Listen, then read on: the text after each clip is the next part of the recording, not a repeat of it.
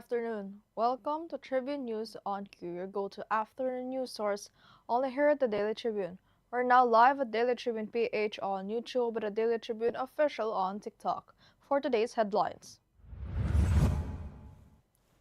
Senator Raffy Tulfo called for the evacuation of OFWs in conflict zones and said he will seek Senate re-election, not the presidency or the vice presidency.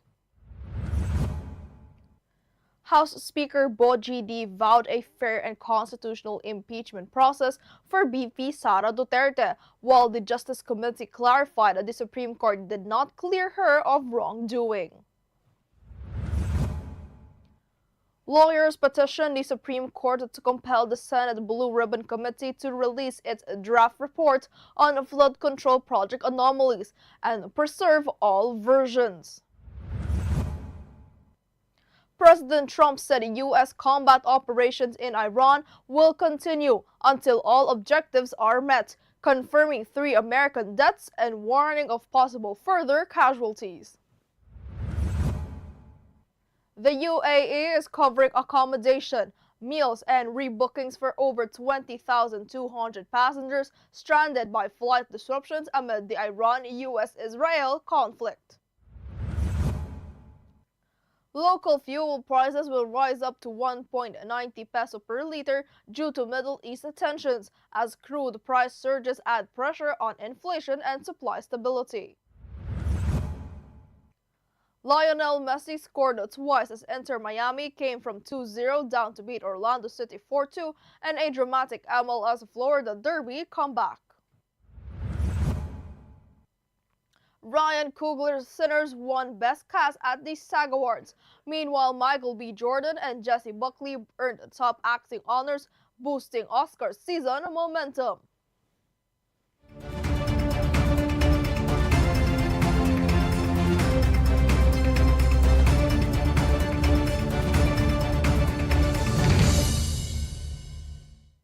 Today is the 2nd of March, Monday, and I'm Eliana Lacap, bringing you today's top stories. Let's get started. Senator Raffy Tulfo faced members of the press on Monday, March the 2nd, in Pasay City, calling for the immediate evacuation of overseas Filipino workers in conflict-hit areas of the Middle East. Tulfo stressed the government's duty to prioritize migrant workers' safety amid rising tensions. Asked about the 2028 elections, he clarified he has no plans to run for president nor vice president, opting instead for re-election as an independent senator. Now, House Speaker Faustino Boji D. III said the House of Representatives will fulfill its constitutional duty as the Committee on Justice began deliberations on impeachment complaints against Vice President Sara Duterte. D stressed that impeachment is a constitutional process, not a political spectacle, emphasizing fairness, due process, and transparency. Meanwhile, House Committee on Justice Chair Gervil Luistro said the Supreme Court did not absolve Vice President Sara Duterte of any impeachable offense. He clarified that the court's ruling only applied to the constitutional one-year bar rule. She stressed the High Court did not try the case, weigh evidence, or rule on the merits of allegations against the Vice President herself today. Now, a group of lawyers has asked the Supreme Court to compel the Senate Blue Ribbon Committee to disclose its draft report on alleged anomalies in the flood control projects. In their petition, they also sought a restraining order to preserve all versions of the report, including copies with withdrawn signatures. The lawyers argued the draft reflects findings before political intervention and urged the court to order its public release or void the denial of access. For our international news, U.S. President Donald Trump and combat operations in Iran are ongoing and will continue until all American objectives are achieved. In one video, Trump confirmed that 3 U.S. service members were killed, warning that more casualties were possible. He vowed to avenge the deaths of Americans, stressing that U.S. forces remain fully engaged as military action continues amid rising tensions in the region. Now, the United Arab Emirates has activated emergency aviation support plans to cover accommodation, meals, and rebooking costs for over 20,200 passengers stranded by flight disruptions linked to the Iran-US-Israel war. The GCAA said major airports in Dubai, Abu Dhabi, and Sahara were affected by airspace closures. Authorities, airlines, and hotels are coordinating to ensure passenger welfare, with the government covering extended stays and facilitating rebookings during the crisis. And now for our business update. Fuel prices will rise by as much as 1.90 peso per liter on Tuesday, marking the 8th straight weekly increase, driven largely by tensions in the Middle East. Oil firms said gasoline, diesel, and kerosene prices will all go up. An economist noted global crude prices surged following the US and Israeli attacks on Iran, adding pressure on the local pump prices and posing risks to inflation amid possible supply disruptions.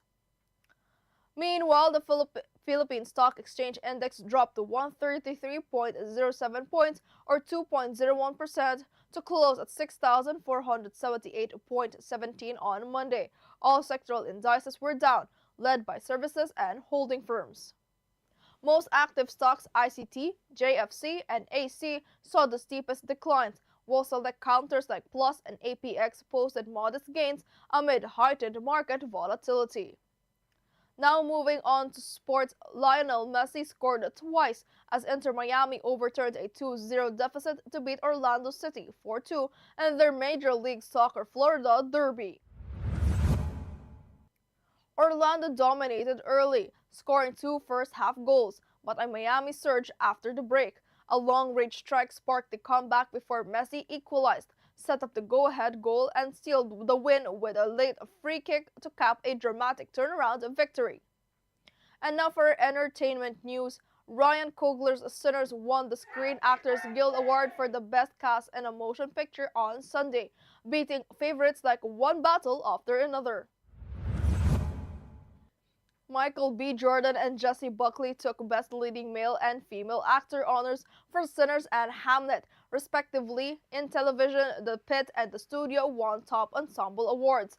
Actors praised the dedication and heart behind their performances as the SAG Awards boost Oscar season momentum. And for this afternoon's trivia, Katribo, did you know on March 2nd, 1836, Texas declared its independence from Mexico, establishing the short-lived Republic of Texas with Sam Houston as its first president.